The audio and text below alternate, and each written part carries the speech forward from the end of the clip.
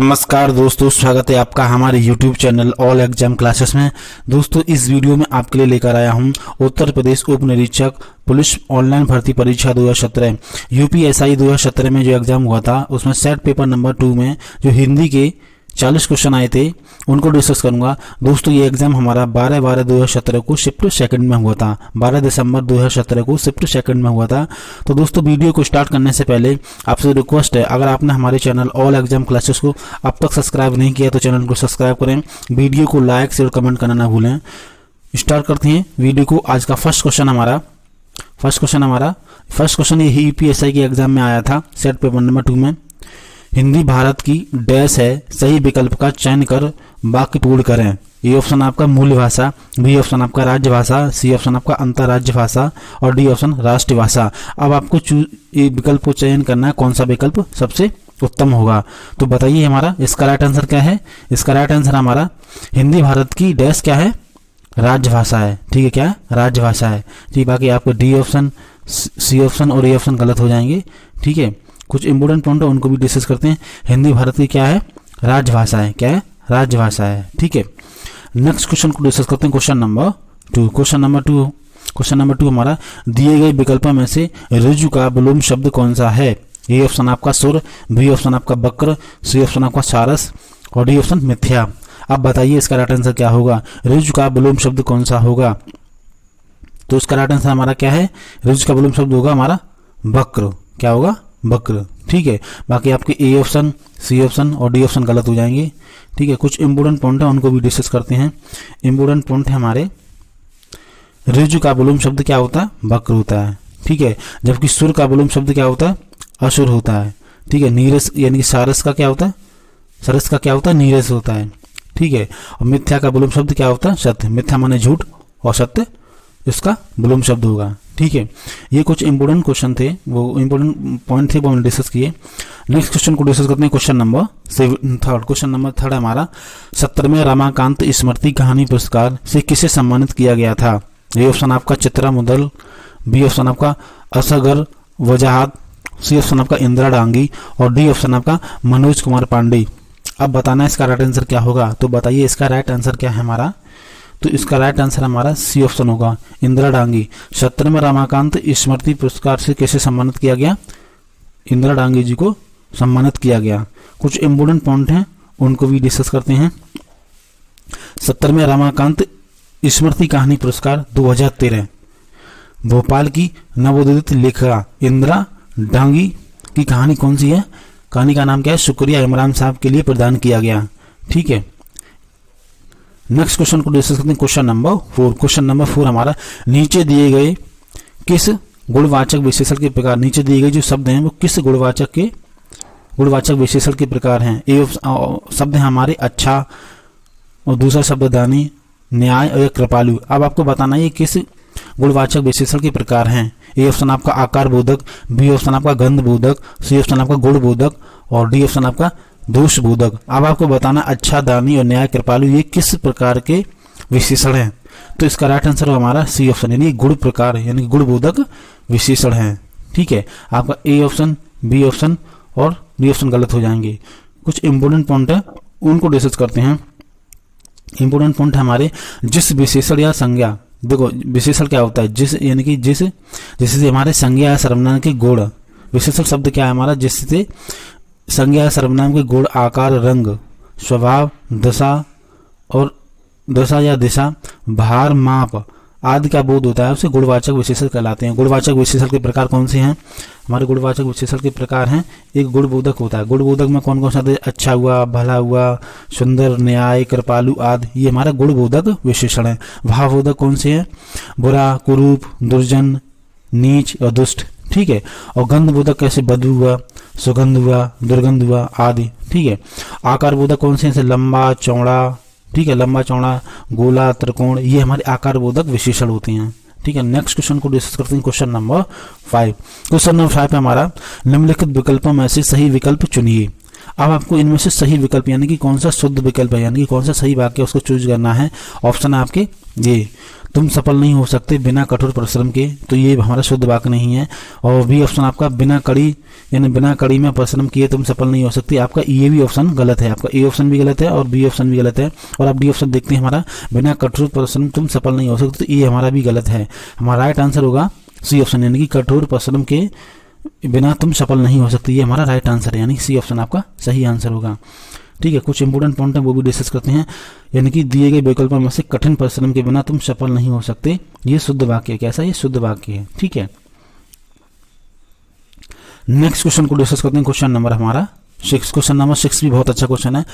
ये क्वेश्चन ये set paper number 2 है यूपीएसआई का, जो 12/12/2017 को शिफ्ट सेकंड में हुआ था। दोस्तों अगर आपको वीडियो अच्छा लग रहा है तो हमारे चैनल को सब्सक्राइब करें, वीडियो को लाइक शेयर और कमेंट करना ना भूलें। क्वेश्चन नंबर 6 हमारा, सन 2001 में कथाकार संजीव को उनकी किस रचना के लिए, कौन है कथाकार, कथाकार संजीव को उनकी किस रचना के लिए इंदु शर्मा अंतर्राष्ट्रीय कथा सम्मान लंदन दिया गया था। ए ऑप्शन आपका 7 समुंदर पार, बी ऑप्शन आपका डायन, सी ऑप्शन आपका जंगल जहां से शुरू होता है और डी ऑप्शन है आपका ऑपरेशन जोना की।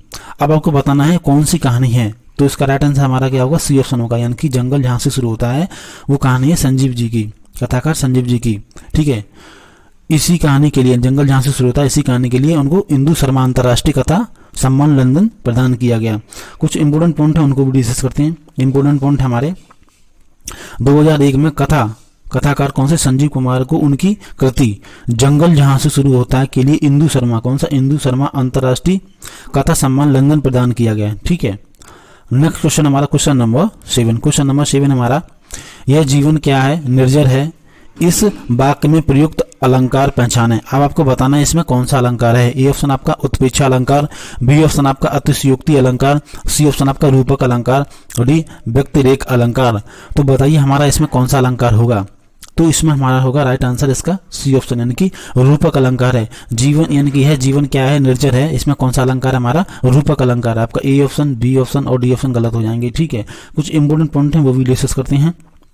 इंपोर्टेंट पॉइंट हमारे, यह जीवन क्या है, निर्जर है, इस यानी कि इसका अर्थ यह है कि जीवन झरने के समान है, झरने के समान निरंतर प्रवाहित होने वाला है। ठीक है, इसमें वाच्य पद का लोप होता है, यानी कि लोप है, और प्रस्तुत और प्रस्तुत दोनों का साथ साथ वर्णन हुआ है। ठीक है, इसलिए रूपक अलंकार है। नेक्स्ट क्वेश्चन हमारा क्वेश्चन नंबर 8, क्वेश्चन नंबर 8 है आपका, दिए गए विकल्पों में से सही विकल्प चुनिए। अब आपको चुनना है इनमें से कौन सा शुद्ध वाक्य है। ये ऑप्शन आपका है स्वभाव के प्रति कार्य करना चाहिए, और आपका ये ऑप्शन गलत है, ये शुद्ध वाक्य नहीं है। स्वभाव के अनुकूल तुम्हें तुम्हें कार्य करना चाहिए। ठीक है, स्वभाव के अनुकूल तुम्हें कार्य करना चाहिए। और सी ऑप्शन आपका स्वभाव तुम्हें, यानी कि ये आपका, और यही आपका सही आंसर है, स्वभाव के अनुकूल तुम्हें यानी कि तुम्हें कार्य करना चाहिए। ये इसमें थोड़ा या नहीं होगा। ठीक है, स्वभाव के अनुकूल तुम्हें कार्य करना चाहिए, तो आपके सी ऑप्शन या डी ऑप्शन गलत हो जाएंगे। स्वभाव तुम्हें क्या करना चाहिए, सी ऑप्शन बिल्कुल गलत है आपका, देखो। और स्वभाव के अनुरूप तुम्हें कार्य करना चाहिए, यह कार्य करना चाहिए, तो इसमें यह गलत वर्ड है। ठीक है, तो हमारा राइट आंसर क्या होगा, हमारा राइट आंसर है इसमें, इसका राइट आंसर आपका बी ऑप्शन होगा, यानी कि स्वभाव के अनुकूल तुम्हें कार्य करना चाहिए। ठीक है, इसमें यह नहीं होगा। ठीक, कुछ इंपोर्टेंट पॉइंट हैं वो भी डिस्कस करते हैं। इंपोर्टेंट पॉइंट हमारे, दिए गए विकल्पों में से स्वभाव के अनुकूल तुम्हें यह कार्य करना चाहिए। ठीक है, यहाँ पे आपका क्या होगा, यहाँ पे आपका है, यहाँ पे ये तुम्हें, यहाँ पे यह है। ठीक है, यह कार्य करना चाहिए, यहाँ पे यह है। ठीक है, प्रिंटेड ये मिस्टेक है, टाइपिंग मिस्टेक। ठीक है, तो इसका ये शुद्ध वाक्य क्या होगा, यानी कि तुम्हें स्वभाव के अनुकूल यह कार्य करना चाहिए। क्या, यह कार्य करना चाहिए। ठीक है, ये सर्वाधिक शुद्ध वाक्य है। ठीक है, नेक्स्ट क्वेश्चन को डिस्कस करते हैं। क्वेश्चन नंबर हमारा 9, क्वेश्चन नंबर 9 हमारा, याचना शब्द का बहुवचन रूप क्या होगा। ए ऑप्शन आपका याचनाओं, बी ऑप्शन आपका याचना, सी ऑप्शन आपका याचनाई और आपका डी ऑप्शन है याचनाएं। अब आपको बताना याचना का बहुवचन रूप क्या होगा, तो इसका राइट आंसर होगा हमारा बी ऑप्शन, यानी कि याचना का जो बहुवचन होता है वो याचना होता है। ठीक है, कुछ इंपोर्टेंट पॉइंट है उनको भी डिस्कस करते हैं। याचना शब्द का बहुवचन क्या होता है, याचना होता है। संज्ञा के जिस रूप से अनेक वस्तु, पदार्थ या प्राणियों का बोध होता है उसे क्या कहते हैं, बहुवचन कहते हैं। ठीक है, नेक्स्ट क्वेश्चन को डिस्कस करते हैं। क्वेश्चन नंबर हमारा 10, क्वेश्चन नंबर 10 हमारा, दिए गए विकल्पों में से विपिन शब्द का समानार्थी शब्द कौन सा होगा। अब आपको चुनना है विपिन शब्द का समानार्थी शब्द कौन सा है। ये ऑप्शन आपका अनिल, बी ऑप्शन आपका बाजी और सी ऑप्शन आपका अम्मी और डी ऑप्शन आपका कानन। अब आपको बताना है विपिन शब्द का समानार्थी शब्द कौन सा होगा। तो इसका राइट आंसर आपका डी ऑप्शन होगा, यानी कि कानन। आपका ए ऑप्शन, बी ऑप्शन और सी ऑप्शन गलत हो जाएंगे। ठीक है, कुछ इंपोर्टेंट पॉइंट है उनको भी डिस्कस करते हैं। विपिन का जो समानार्थी शब्द कौन सा है, कानन है। ठीक है, नेक्स्ट क्वेश्चन को डिस्कस करते हैं। क्वेश्चन नंबर हमारा 11। क्वेश्चन नंबर 11 आपका निम्नलिखित विकल्पों में से सही विकल्प का चयन कीजिए। विकल्प यानी चाहिए। अब आपको चुनना है इनमें से कौन सा आपका विकल्प सही है, यानी कि कौन सा वाक्य शुद्ध है। ये ऑप्शन आपका जीवन क्षणभंगुर है, व्यर्थ नष्ट ना करें। तो हमारा सबसे शुद्ध वाक्य यही होगा। अब बी ऑप्शन देखते हैं हमारा, जीवन क्षणभंगुर व्यर्थ ना करें, ये तो हमारा गलत है। देखिए जीवन क्षणभंगुर व्यर्थ ना करें, ये भी कोई शुद्ध वाक्य नहीं है, ये क्षणभंगुर गलत लिखा है। ठीक है, जीवन क्षणभंगुर व्यर्थ नष्ट ना करें, तो ये भी गलत है हमारा, ये शुद्ध हिंदी में नहीं लिखा है। ठीक है, हमारा राइट आंसर क्या होगा, ए ऑप्शन होगा, जीवन क्षणभंगुर है, व्यर्थ नष्ट ना करें। ठीक है, नेक्स्ट क्वेश्चन को देख सकते हैं। क्वेश्चन नंबर हमारा 12। क्वेश्चन नंबर 12 हमारा अल्पहारी शब्द के लिए उचित वाक्यांश आती है। अब आपको चुनना है यानी कि अल्पहारी शब्द के लिए उचित वाक्यांश कौन सी है। जो ए ऑप्शन आपका जो कंदमूल खाता हो, बी ऑप्शन आपका जो फल खाता हो, बी ऑप्शन आपका सी ऑप्शन आपका जो पकवान खाता हो और डी ऑप्शन आपका जो कम खाता हो। तो अल्पहारी का मतलब होता है जो कम खाता हो। ठीक है, यानी कि डी ऑप्शन आपका सही होगा। ठीक है, नेक्स्ट क्वेश्चन आपका क्वेश्चन नंबर 13। क्वेश्चन नंबर 13 है, लोग आजीवन टट्टू की तरह जीते हैं। अब आपको बताना है इसमें टट्टू, जो टट्टू शब्द का बहुवचन बताइए। इसमें टट्टू जो शब्द है उसका बहुवचन क्या होगा। ठीक है, बताना बहुवचन क्या होगा। ए ऑप्शन आपका टट्टुई, बी ऑप्शन आपका टट्टुओं और आपका सी ऑप्शन है टट्टू और डी ऑप्शन इनमें से कोई नहीं। तो बताइए इसका राइट आंसर क्या होगा। टट्टू का बहुवचन शब्द क्या होगा, बी ऑप्शन सही होगा आपका टट्टुओं। ठीक है, आपका ए ऑप्शन और सी ऑप्शन गलत हो जाएंगे। ठीक है, नेक्स्ट क्वेश्चन हमारा क्वेश्चन नंबर 14। क्वेश्चन नंबर 14 हमारा अलंकार के मुख्य भेद कितने होते हैं, कितने हैं। अब आपको बताना अलंकार के मुख्य भेद कितने हैं। ए ऑप्शन आपका 5, बी ऑप्शन आपका 6, सी ऑप्शन आपका 10 और डी 2। तो बताइए अलंकार के मुख्य कितने भेद होते हैं। तो इसका राइट आंसर होगा हमारा डी ऑप्शन, यानी कि 2। अलंकार के मुख्य भेद कितने होते हैं, 2 होते हैं। वो कौन कौन से भेद हैं वो डिस्कस करते हैं इंपोर्टेंट पॉइंट में। हमारा अलंकार के 2 भेद होते हैं, कौन, शब्द अलंकार और अर्थ अलंकार। ठीक है, अलंकार का शाब्दिक अर्थ होता है आभूषण। अलंकार किसे कहते हैं, काव्य की शोभा बढ़ाने वाले शब्दों को अलंकार कहते हैं। ठीक है, नेक्स्ट क्वेश्चन को डिस्कस करते हैं। क्वेश्चन नंबर है हमारा, बहुत अच्छा क्वेश्चन है। ये नीचे गद्यांश दिया गया है, इसको पढ़कर हमें उत्तर देना है। गद्यांश को पढ़ते हैं, नीचे दिए गए गद्यांश को ध्यान पूर्वक पढ़िए और गद्यांश पर आधारित प्रश्नों के उत्तर बताइए। तो पढ़ते हैं गद्यांश को हमारा, यानी कि मनुष्य के जीवन में स्वावलंबन आत्मनिर्भरता दोनों का वास्तविक अर्थ एक ही माना जाता है। आलंबन का अर्थ आश्रय या सहारा आप बनना, किसी दूसरे का बोझ बनकर या किसी पर निर्भर न होकर अर्थात आश्रित न रहकर अपने आप पर निर्भर या आश्रित रहना। इस तरह दोनों शब्दों का परालंबन और पराश्रित त्याग कर सब प्रकार से दुख कष्ट सहकर भी अपने पैरों पर खड़े रहने की शिक्षा और प्रेरणा देने वाले शब्द हैं। मानव जब जगत में दूसरों पर आश्रित होकर मानव जगत में दूसरों पर आश्रित होना एक प्रकार का पाप व्यक्ति के अंत ब्रह्म व्यक्तित्व को हीन या तुच्छ बना देने वाला हुआ करता है। पराश्रित अवस्था में व्यक्ति आश्रयदाता के अधीन बनकर रह जाता है और इशारों पर नाचने वाली कठपुतली बनकर रह जाता है। सर्वत्र बाध्यता और व्यवस्था दिखाई देती है। तने की अभिलाषा के लिए दूसरों का मुंह ताकना पड़ता है, मन मानकर जीवन व्यतीत करना पड़ता है। इसीलिए स्वाधीनता, स्वावलंबन स्वर्ग का द्वार, पुण्य कर्मों का परिणाम और सर्वोच्च स्वीकार किया गया है। ठीक है, तो ये गद्यांश था। अब आपको इस गद्यांश के अनुसार क्वेश्चनों के आंसर देने हैं। ये आपका पहला क्वेश्चन है, क्वेश्चन नंबर 15 आपका, इस गद्यांश का उचित शीर्षक दीजिए। ए ऑप्शन आपका स्वावलंबन स्वर्ग का द्वार है, बी ऑप्शन आपका स्वावलंबी जीवन और आपका सी ऑप्शन स्वावलंबन या परास्वावलंबन और डी ऑप्शन आपका संसार में स्वावलंबन। अब आपको बताना इसका राइट आंसर क्या होगा। तो इसका राइट आंसर हमारा ए ऑप्शन होगा, यानी कि स्वावलंबन स्वर्ग का द्वार है। ये हमारा उचित शीर्षक है। आपका बी ऑप्शन, सी ऑप्शन और डी ऑप्शन गलत हो जाएंगे। दोस्तों अगर आपको कोई भी दिक्कत हो तो वीडियो को पॉज करके अच्छे से जो गद्यांश को पढ़ें पैराग्राफ को, उसके बाद क्वेश्चन के आंसर दें। ठीक है, नेक्स्ट क्वेश्चन आपका क्वेश्चन नंबर 16। क्वेश्चन नंबर 16 आपका गद्यांश से लकड़ी की गुड़िया का मूल शब्द खोजें। ए ऑप्शन आपका पराश्रित, बी ऑप्शन आपका आलम्बन, सी ऑप्शन आपका कठपुतली और डी ऑप्शन आपका आश्रयदाता। अब इस गद्यांश में जो लकड़ी की गुड़िया का शब्द है उसका क्या अर्थ है, तो इसका राइट आंसर होगा हमारा सी ऑप्शन यानी कठपुतली। ठीक है, लकड़ी की गुड़िया का मतलब है कठपुतली। आपका B option, A option, B option और डी ऑप्शन गलत हो जाएंगे। ठीक है, नेक्स्ट क्वेश्चन हमारा क्वेश्चन नंबर 17। क्वेश्चन नंबर 17 आपका सर्वत्र बाध्यता और व्यवस्था ही दिखाई देती है, वाक्य में वाक्य का भेद बताएं। अब आपको बताना है किस तरह का वाक्य है। सर्वत्र बाध्यता और व्यवस्था ही दिखाई देती है, वाक्य का भेद बताएं। तो इसमें ए ऑप्शन आपका कौन सा है, मिश्रित वाक्य है, बी ऑप्शन आपका सरल वाक्य है, सी ऑप्शन आपका संयुक्त वाक्य और डी ऑप्शन आपका आश्रित वाक्य। अब आपको बताना है इसमें से कौन सा वाक्य का भेद होगा। तो हमारा इसका राइट आंसर होगा सी ऑप्शन यानी कि संयुक्त वाक्य है। ठीक है, हमारा संयुक्त वाक्य है। आपका ए ऑप्शन, बी ऑप्शन और डी ऑप्शन गलत हो जाएंगे। नेक्स्ट क्वेश्चन हमारा क्वेश्चन नंबर 18। क्वेश्चन नंबर 18 है दिए गए विकल्पों में से शुद्ध वाक्य चयन कीजिए। अब आपको इनमें से शुद्ध वाक्य का चयन करना। ए ऑप्शन आपका अनेक देखने योग्य दर्शनीय स्थल भारत में हैं, बी ऑप्शन आपका भारत में अनेक दर्शनीय स्थल हैं, सी ऑप्शन आपका भारत में दर्शनीय स्थल अनेक देखने योग्य हैं और डी ऑप्शन आपका भारत में अनेक दर्शनीय स्थल देखने योग्य हैं। तो आपका डी ऑप्शन भी गलत होगा और आपका सी ऑप्शन भी गलत होगा और आपका ए ऑप्शन भी गलत है। ये तीनों हमारे कैसे अशुद्ध वाक्य हैं। शुद्ध वाक्य आपका क्या होगा, बी ऑप्शन, भारत में अनेक दर्शनीय स्थल हैं। ठीक है, नेक्स्ट क्वेश्चन हमारा क्वेश्चन नंबर 19। क्वेश्चन नंबर 19 हमारा ब्राह्मी से किस लिपि की उत्पत्ति हुई है। ए ऑप्शन आपका देवनागरी, बी ऑप्शन आपका गुरमुखी और सी ऑप्शन आपका केती और डी ऑप्शन आपका खरोठी। अब आपको बताना ब्राह्मी से किस लिपि की उत्पत्ति हुई है। तो बताइए इसका राइट आंसर हमारा क्या होगा।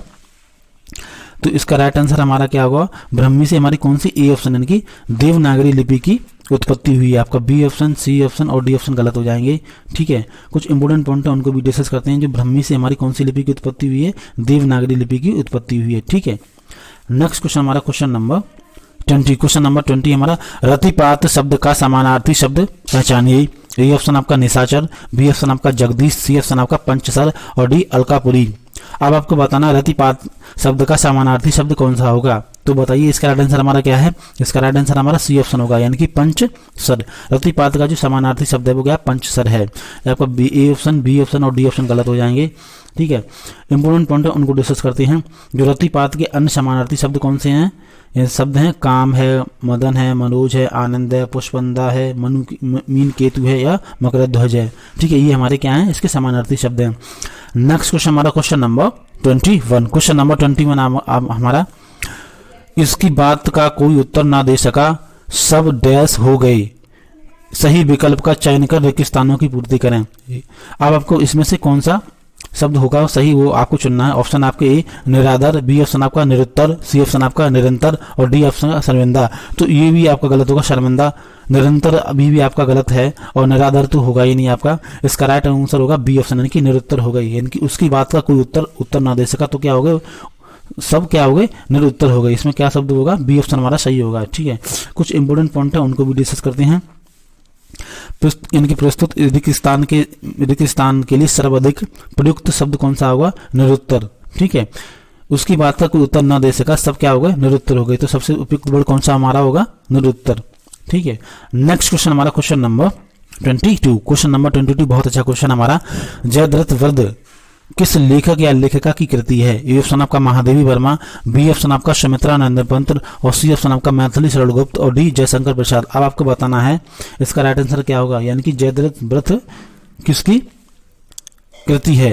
ए ऑप्शन आपका महादेवी वर्मा। तो इसका राइट आंसर हमारा होगा, बताओ क्या राइट आंसर हमारा क्या है इसका, सी ऑप्शन सही होगा, यानी कि मैथिली शरण गुप्त जी की रचना है। आपका महादेवी वर्मा, बी ऑप्शन और डी ऑप्शन जयशंकर प्रसाद, ये सारे ऑप्शन गलत हो जाएंगे। ठीक है, यानी कि इसका राइट आंसर हमारा क्या था, सी ऑप्शन। नेक्स्ट क्वेश्चन हमारा क्वेश्चन नंबर 23। क्वेश्चन नंबर 23 हमारा कई दर्शनगढ़ किस विशेषण का उदाहरण है। शब्द दिया गया आपका कई दर्शनगढ़, ये किस विशेषण का उदाहरण है। ए ऑप्शन आपका निश्चित परिमाण यानी परिणाम वाचक विशेषण, बी ऑप्शन आपका निश्चित संख्यावाचक और आपका सी ऑप्शन है अनिश्चित परिमाणवाचक विशेषण और डी ऑप्शन आपका अनिश्चित संख्यावाचक। तो आपको बताऊं इसमें कई दर्शकगण, तो इसमें आपका निश्चित संख्या नहीं है, तो आपको ये ए और बी ऑप्शन बिल्कुल गलत हो जाएंगे, ठीक है। और परिमाणवाचक भी नहीं है, तो अनिश्चित है, लेकिन परिमाणवाचक की बात नहीं हो रही है, इसमें किसकी संख्यावाचक की बात हो रही है, तो हमारा डी ऑप्शन सही होगा। और संख्या हमारा अनिश्चित है, यानी कई कैसा एक अनिश्चित संख्या है, ठीक है, पता नहीं कितने, ठीक है। तो हमारा अनिश्चित संख्यावाचक विशेषण यानी कि डी ऑप्शन आपका सही होगा, अनिश्चित संख्यावाचक विशेषण होगा। नेक्स्ट क्वेश्चन को डिस्कस करते हैं, क्वेश्चन नंबर हमारा 24। क्वेश्चन नंबर 24 बहुत अच्छा क्वेश्चन है हमारा। डू यानी कि ढोल के अंदर पोल कहावत का अर्थ निम्नलिखित वाक्यों में से कौन सा है। आपको बताना है डू यानी कि ढोल के अंदर पोल कहावत का अर्थ क्या है। ए ऑप्शन आपका कहीं ठोर ठिकाना नहीं, बी ऑप्शन आपका मूर्ख व्यक्ति से की भगाड़ता, और आपका सी ऑप्शन क्या होगा औकात से बढ़कर सपना देखना। तो मैं आपको बताऊं इसमें से आपके ए ऑप्शन, बी ऑप्शन और सी ऑप्शन तीनों ऑप्शन गलत होंगे। आपका राइट आंसर क्या होगा, डी ऑप्शन, यानी कि दिखावा कुछ और गुड़ कुछ नहीं, यही आपका राइट आंसर होगा। किसका कहावत, किस कहावत का, ढोल के अंदर पोल कहावत का, ठीक है। इसी तरह के क्वेश्चन दोस्तों यूपीएसआई के एग्जाम में आते हैं, क्योंकि यूपीएसआई की वैकेंसी अभी आने वाली है 2020 में, तो उसमें इसी तरह के क्वेश्चन आएंगे हिंदी सेक्शन से। नेक्स्ट क्वेश्चन को डिस्कस करते हैं, क्वेश्चन नंबर हमारा 25। क्वेश्चन नंबर 25 आया था हमारा यूपीएसआई के एग्जाम में। तेज गर्मी चलने के कारण वह डैश हो गया, सही विकल्प का चयन करें, रिक्त स्थान भरें। अब आपको ऑप्शन है, ए ऑप्शन अचित हो गया, बी ऑप्शन आपका मृत हो गया, सी ऑप्शन आपका निर्जीव, और डी ऑप्शन आपका निषेचन। तो मैं आपको बताऊं ये इसमें डी ऑप्शन तो बिल्कुल गलत होगा, निषेचन। निर्जीव हो गया, ये भी हमारा गलत है, ठीक है। और आपका बी ऑप्शन धूप से कोई मरता तो नहीं है, तो हमारा बी ऑप्शन भी गलत हो जाएगा। इसका राइट आंसर होगा हमारा ए ऑप्शन, यानी कि अचित हो गया, ठीक है। आपका राइट आंसर हमारा क्या है, राइट आंसर आपका ए ऑप्शन है। तेज गर्मी में चलने के कारण वह क्या होगा, अचित हो गया। इसका राइट आंसर हमारा क्या था, ए ऑप्शन सही होगा, ठीक है। नेक्स्ट क्वेश्चन हमारा क्वेश्चन नंबर 26। क्वेश्चन नंबर 26 है, विदित ने डैश मित्रों से कहा कि डैश उदित की गेंद चाहिए, सही विकल्प का चयन कर रिक्त स्थानों की पूर्ति कीजिए। अब आपको इनमें से सही यानी कि विकल्प का चयन करना। ए ऑप्शन आपका अपने या आपको आएगा, बी ऑप्शन आपका उनके या आप आएगा, सी ऑप्शन आपका आपके और उनको आएगा, और डी ऑप्शन आपका इनका और उसे आएगा। तो इसका राइट आंसर हमारा होगा ए ऑप्शन, यानी कि विदित ने अपने मित्रों से कहा कि आप यानी कि उसको उदित की गेंद चाहिए, ठीक है। सबसे उपयुक्त विकल्प आपका कौन सा होगा, ए ऑप्शन सही होगा। आपके बी ऑप्शन, सी ऑप्शन और डी ऑप्शन गलत हो जाएंगे। तो दोस्तों आपको ध्यान से देखना इस तरह के क्वेश्चन को, और फिल करके देखना है कि कौन सा उपयुक्त वर्ड है, फिर आपको आंसर टिक करना है। नेक्स्ट क्वेश्चन हमारा क्वेश्चन नंबर 27। क्वेश्चन नंबर 27 आया था यूपीएसआई के एग्जाम में। सिराज शब्द का पर्यायवाची शब्द निम्नलिखित में से कौन सा होगा। ये आपका वर्ड है सिरसिज, यानी कि सिरसिज है, सिराज नहीं सॉरी, सिरसिज शब्द का पर्यायवाची शब्द निम्नलिखित में से कौन सा होगा। बताइए इसका राइट आंसर हमारा क्या है। बहुत अच्छा वर्ड है, इसी तरह के टिपिकल वर्ड के आपके पर्यायवाची पूछे जाते हैं। तो इसका ए ऑप्शन आपका नलिल, बी ऑप्शन आपका नौकर, सी ऑप्शन आपका आदेश, और डी ऑप्शन आपका क्या है, द्रव्य। तो सिर्स यानी कि सरसिज का शब्द का पर्यायवाची शब्द कौन सा होगा, तो इसका राइट आंसर आपका होगा ए ऑप्शन, यानी कि नलिल। क्या है, नलिल। आपके बी ऑप्शन नौकर और सी ऑप्शन आपका आदेश और डी ऑप्शन द्रव्य गलत हो जाएंगे, ठीक है। आपको ये ऑप्शन गलत है। क्या हमारा ऑप्शन है इसका, नलिल है। सिर का जो आपका पर्यायवाची शब्द का नलिल है, ठीक है। नेक्स्ट क्वेश्चन को डिस्कस करते हैं, क्वेश्चन नंबर हमारा 28। अर्थ के अनुसार डैश के कुल डैश भेद है, सही विकल्प का चयन कर रिक्त स्थानों की पूर्ति कीजिए। अब आपको चूज करना है, इसका राइट आंसर क्या होगा। ए ऑप्शन आपका संबंध बोधक अव्यय, और इसमें 8 कुल कितने 8 भेद हैं। बी ऑप्शन आपका क्रिया विशेषण, इसके 7 भेद हैं। या सी ऑप्शन आपका निपात, या इसका ऑप्शन 4, और आपका डी ऑप्शन है समुच्चय बोधक, और इसके भेद कितने 8। अब आपको इसका राइट आंसर बताना है, तो बताइए इसका राइट आंसर हमारा क्या होगा। इसका राइट आंसर होगा आपका ए ऑप्शन, यानी कि अर्थ के अनुसार यानी कि संबंध बोधक अव्यय के कुल कितने 8 भेद हैं। ये हमारा राइट आंसर होगा, यानी कि विकल्प हमारा सही है, ए ऑप्शन, ठीक है। नेक्स्ट क्वेश्चन को डिस्कस करते हैं, क्वेश्चन नंबर आपका 29। क्वेश्चन नंबर 29 बहुत अच्छा क्वेश्चन है। उपमेय, उपमान, साधारण, धर्म और वाचक किस अलंकार के भेद हैं। ए ऑप्शन आपका शब्द श्लेष अलंकार, बी ऑप्शन आपका यमक अलंकार, और आपका सी ऑप्शन है विपाशा अलंकार, और आपका डी ऑप्शन है उपमा अलंकार। तो बताइए हमारा राइट आंसर क्या होगा। इसका राइट आंसर आपका डी ऑप्शन होगा, यानी कि उपमा अलंकार, ठीक है। आपके ए ऑप्शन, बी ऑप्शन और डी सी ऑप्शन गलत हो जाएंगे। राइट आंसर हमारा क्या होगा, उपमा अलंकार, यानी कि उपमा, उपमेय, उपमान, साधारण, धर्म और वाचक ये किस अलंकार के भेद हैं, उपमा अलंकार। ठीक है, ये हमारा राइट आंसर क्या होगा, डी ऑप्शन होगा। नेक्स्ट क्वेश्चन को डिस्कस करते हैं, क्वेश्चन नंबर 30। क्वेश्चन नंबर 30 बना है, संसार में सभी तरह के लोग रहते हैं, कोई उदार तो कोई डैश, धनवान तो कोई डैश। सही विकल्प का चयन कर देखिए स्थानों की पूर्ति करें। अब आपको इनमें से सही वर्ड यानी कि कौन सा उपयुक्त वर्ड है उनको चूज करना है। ए ऑप्शन आपका संकीर्ण या निर्धन आएगा, बी ऑप्शन आपका अनादर या रंक आएगा, और आपका सी ऑप्शन है अनुदर या योगी आएगा, और डी ऑप्शन आपका है संकीर्ण या मित व्यय। तो आपको बताना चाहूंगा इसका राइट आंसर हमारा क्या होगा, बताइए इसका राइट आंसर हमारा क्या है। इसका राइट आंसर आपका ए ऑप्शन सही होगा। संसार में सभी तरह के लोग रहते हैं, कोई उदार तो कोई संकीर्ण, धनवान तो कोई गरीब यानी कि निर्धन। ठीक है, सबसे उपयुक्त वर्ड आपका क्या है, ए ऑप्शन सही होगा। आपका बी ऑप्शन, आपका क्या बी ऑप्शन और सी ऑप्शन और डी ऑप्शन गलत ऑप्शन होंगे। ठीक है, हमारा राइट आंसर क्या था, ए ऑप्शन हमारा राइट आंसर है। इस क्वेश्चन का राइट आंसर आपका क्या है, ए ऑप्शन सही होगा। ठीक है, नेक्स्ट क्वेश्चन को डिस्कस करते हैं, क्वेश्चन नंबर आपका 31। क्वेश्चन नंबर 31 आपका, रघुपति राघव राजा राम में कौन सा अलंकार है। इसी तरह के क्वेश्चन आते हैं दोस्तों यूपीएससी के एग्जाम में। तो बताइए हमारा राइट आंसर क्या होगा। ए ऑप्शन आपका शैलेश, बी ऑप्शन आपका अनुप्रास और सी ऑप्शन आपका रूपक और डी उपमा। तो बताइए रघुपति राघव राजा राम में कौन सा अलंकार है। तो बताइए इसका राइट आंसर हमारा क्या होगा।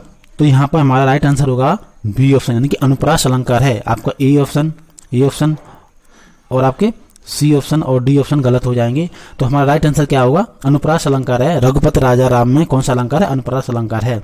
कुछ इंपोर्टेंट पॉइंट है उनको भी डिस्कस करते हैं। यानी कि रघुपति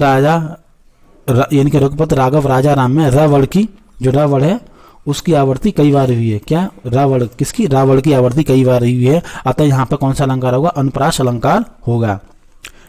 नेक्स्ट क्वेश्चन को डिस्कस करते हैं, क्वेश्चन नंबर आपका 32। क्वेश्चन नंबर 32 आपका, चोर यानी कि चोरी करके तुमने ऐसा कार्य किया कि तुम्हें डैश चाहिए सही मुहावरे यानी कि सही मुहावरे को छोड़कर बाकी पूर्ण कीजिए। अब आपको इसमें सही मुहावरा का फिल करना है। तो आपको इसका राइट आंसर क्या होगा। ए ऑप्शन आपका है चादर तान कर सोना, बी ऑप्शन आपका छठी का दूध याद दिलाना, और सी ऑप्शन आपका चुल्लू भर पानी में डूब मरना, और डी ऑप्शन आपका चैन की बंसी बजाना। तो आपको बताना चाहूंगा इसमें डी ऑप्शन तो बिल्कुल नहीं हो, चैन की बंसी बनाना। ए ऑप्शन भी गलत है आपका, चादर तान के सोना, कोई चोरी करके चादर तान के तो सोता नहीं है। ठीक है, आपका बी ऑप्शन भी गलत है, छठी का दूध याद दिलाना, इसमें किसी लड़ाई नहीं की, तो ये भी ऑप्शन हमारा गलत होगा। ठीक है, ये भी उपयुक्त नहीं है हमारा ऑप्शन। राइट आंसर आपका क्या होगा, सी ऑप्शन सही होगा। ठीक है, राइट आंसर आपका क्या होगा, सी ऑप्शन यानी कि चुल्लू भर पानी में डूब मरना। ठीक है, कुछ इंपोर्टेंट पॉइंट उनको डिस्कस करते हैं। इंपोर्टेंट पर हमारा चोरी करके तुमने ऐसा कार्य किया कि तुम्हें चुल्लू भर पानी में डूब मरना चाहिए, ये हमारा उपयुक्त वर्ड होगा। कौन सा, सी ऑप्शन आपका सही आंसर होगा। ठीक है, नेक्स्ट क्वेश्चन हमारा क्वेश्चन नंबर 33। क्वेश्चन नंबर 33 आपका, लज्जा किस लेखक या लेखिका की कृति है। ए ऑप्शन आपका यशपाल, बी ऑप्शन आपका तस्लीम नसरीन, और आपका सी ऑप्शन है कन्हैया लाल, और आपका डी ऑप्शन है जयनंद कुमार। तो बताइए इसका राइट आंसर हमारा क्या होगा। लज्जा किस लेखक या लेखिका की कृति है। तो उसका राइट आंसर हमारा बी ऑप्शन होगा यानी कि तस्लीमा नसरीन की है। लज्जा किसने लिखी है, लज्जा कृति तस्लीमा नसरीन ने लिखी है। आपके ए ऑप्शन, सी ऑप्शन और डी ऑप्शन गलत हो जाएंगे। ठीक है, तो दोस्तों इसी तरह के क्वेश्चन हमारे यूपीएससी के एग्जाम में पूछे जाते हैं। ठीक, अगर दोस्तों आपको ये वीडियो अच्छा लग रहा है तो हमारे चैनल को सब्सक्राइब करें, वीडियो को लाइक शेयर कमेंट करना ना भूलें, इस वीडियो को अपने फ्रेंड के साथ भी शेयर करें। तो नेक्स्ट क्वेश्चन हमारा क्वेश्चन नंबर 34, बिल्ली शब्द का पुल्लिंग क्या है। अब आपको बताना है जो बिल्ली शब्द है उसका पुल्लिंग क्या है। ए ऑप्शन का बिल्ला, बी ऑप्शन का बिलाब, और सी ऑप्शन का बिलाओ, और आपका डी ऑप्शन है बिल्लो। तो आपको बताना है बिल्ली शब्द का पुल्लिंग क्या होगा। तो इसका राइट आंसर हमारा क्या होगा, बी ऑप्शन यानी कि बिलाब। बिल्ली शब्द का जो पुल्लिंग होगा क्या हो, बिलाब होगा। आपका ए ऑप्शन, सी ऑप्शन और डी ऑप्शन गलत हो जाएंगे। ठीक है, इसी तरह के क्वेश्चन पूछे जाते हैं दोस्तों। नेक्स्ट क्वेश्चन को डिस्कस करते हैं, क्वेश्चन नंबर आपका 35। क्वेश्चन नंबर 35 हमारा था, उन्नति शब्द का विलोम पहचानिए। ए ऑप्शन आपका प्रोन्नति, बी ऑप्शन आपका असफल, और आपका सी ऑप्शन है पतन, और डी ऑप्शन आपका अवनति। तो इसका राइट आंसर हमारा क्या होगा, डी ऑप्शन सही होगा यानी कि अवनति। उन्नति का विलोम शब्द का होगा अवनति। आपका ए ऑप्शन, बी ऑप्शन और सी ऑप्शन गलत हो जाएंगे। ठीक है, नेक्स्ट क्वेश्चन को डिस्कस करें, क्वेश्चन नंबर आपका 36। क्वेश्चन नंबर 36 हमारा, शीशम शब्द का लिंग यानी कि लिंग क्या है। आपको बताना है शीशम शब्द का लिंग क्या है। ए ऑप्शन आपका है पुल्लिंग है, बी ऑप्शन आपका स्त्रीलिंग है, और आपका सी ऑप्शन है कारक है और डी ऑप्शन आपका क्या है सहायक क्रिया है। तो आपको बताना चाहूंगा इसमें हमारा शीशम सहायक क्रिया नहीं है और कारक भी नहीं है, ठीक है। इसमें से आपको बताना पुल्लिंग है या स्त्रीलिंग, तो आपको बताना इसका राइट आंसर क्या होगा। तो इसका राइट आंसर आपका ए ऑप्शन सही होगा, यानी कि पुल्लिंग है, ठीक है। आपका बी ऑप्शन भी गलत हो जाएगा, यानी कि शीशम शब्द हमारा कैसा है, शीशम यानी कि शीशम शब्द का लिंग क्या है, पुल्लिंग है। आपका ए ऑप्शन सही होगा। नेक्स्ट क्वेश्चन को डिस्कस करते हैं। क्वेश्चन नंबर आपका 37। क्वेश्चन नंबर 37 है, आदमियों को भेड़ बकरियों की तरह हाँकने का जमाना अब नहीं रहा। कोष्टक में दिए गए शब्द का वचन बदलिए। आपको चूज करना है इसका वचन क्या होगा। ए ऑप्शन आपका भेड़ों बकरियां, बी ऑप्शन आपका भेड़ों बकरियों, और आपका सी ऑप्शन है भेड़ बकरियों, और आपका डी ऑप्शन है भेड़ बकरियां। तो आपको बताना चाहूंगा आपका ए ऑप्शन भी शुद्ध नहीं है, बी ऑप्शन भी शुद्ध नहीं है और डी ऑप्शन भी नहीं सही है। इसका राइट आंसर आपका होगा सी ऑप्शन की भेड़ बकरियों, यानी कि जो कोष्टक में दिया गया था जो शब्द है भेड़ बकरियों, इसका शुद्ध क्या होगा भेड़ बकरियों, ठीक है, वचन, ठीक है। हमारा राइट आंसर क्या था इस क्वेश्चन का, सी ऑप्शन। नेक्स्ट क्वेश्चन को डिस्कस करते हैं। क्वेश्चन नंबर आपका 38। क्वेश्चन नंबर 38 है हमारा, खटाई में पड़ना मुहावरे का आशय क्या है। आपको बताना इस मुहावरे का आशय क्या है। ए ऑप्शन आपका पछतावा होना, बी ऑप्शन आपका निर्णय ना होना, सी ऑप्शन आपका बहुत कष्ट होना और डी ऑप्शन आपका नुकसान होना। अब आपको बताना खटाई में पड़ना मुहावरे का क्या अर्थ है। तो इसका राइट आंसर आपका होगा बी ऑप्शन, यानी खटाई में पड़ना का मतलब है निर्णय ना हो पाना, ठीक है। ये हमारा राइट आंसर होगा। आपका ए ऑप्शन और सी ऑप्शन और डी ऑप्शन गलत होंगे, ठीक है। तो दोस्तों इसी तरह के क्वेश्चन हमारे यूपीएसआई के एग्जाम में आते हैं। तो अगर दोस्तों ये आपको वीडियो अच्छा लग रहा है तो हमारे चैनल को सब्सक्राइब करें, वीडियो को लाइक शेयर कमेंट करना ना भूलें, इस वीडियो को अपने फ्रेंड के साथ भी शेयर करें। नेक्स्ट क्वेश्चन को डिस्कस करते हैं। क्वेश्चन नंबर आपका 39। क्वेश्चन नंबर 39 हमारा, कदाचित शाम तक वह वापस आ जाएगा, आ जाए। क्वेश्चन आपका, तो इस वाक्य में प्रयुक्त होने वाला काल को पहचाने। क्वेश्चन को दोबारा पढ़ता हूं मैं, कदाचित शाम तक वह वापस आ जाए, इस वाक्य में काल को पहचाने, काल को पहचाने। तो आपको इसमें कौन सा काल होगा वो पहचानना है। ए ऑप्शन आपका संदिग्ध भूतकाल, बी ऑप्शन आपका संभाव भविष्य यानी संभाव भविष्य, और आपका सी ऑप्शन है संदिग्ध वर्तमान, और आपका डी ऑप्शन है सामान्य भविष्य।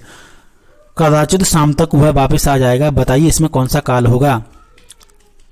तो बताइए इसका राइट आंसर हमारा क्या होगा। इसका राइट आंसर आपका बी ऑप्शन होगा, यानी कि संभाव भविष्य है, ठीक है। भविष्य के बारे में बोला गया कि शाम तक वापस आ जाएगा, ठीक है। शाम के बारे में बोला तो संभाव भविष्य होगा, ठीक है। इसका बी ऑप्शन सही होगा। आपका ए ऑप्शन, सी ऑप्शन और डी ऑप्शन गलत हो जाएंगे, ठीक है। नेक्स्ट क्वेश्चन को डिस्कस करते हैं। क्वेश्चन नंबर आपका 40 है।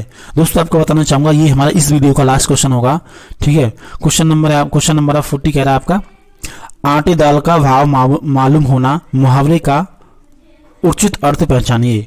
उचित अर्थ आपको बताना है। आटे दाल का भाव मालूम होना, ए ऑप्शन आपका मुसीबत में पड़ना, बी ऑप्शन का कंगाल होना, सी ऑप्शन आपका है यानी कि घर में राशन लाना, और आपका डी ऑप्शन है कष्ट का अनुभव होना। तो आपको बताना चाहूंगा इस क्वेश्चन का हमारा राइट आंसर होगा डी ऑप्शन, यानी कि कष्ट का अनुभव होना। आटे दाल का भाव मालूम होना का अर्थ है हमारा कष्ट का अनुभव होना, ठीक है। आपका ए ऑप्शन, बी ऑप्शन और सी ऑप्शन गलत हो जाएंगे। इसका राइट आंसर हमारा क्या होगा, डी ऑप्शन, यानी कि आटे दाल का भाव होने का मुहावरे का सही अर्थ क्या हमारा कष्ट का अनुभव होना, ठीक है। हमारा राइट आंसर क्या था, डी ऑप्शन।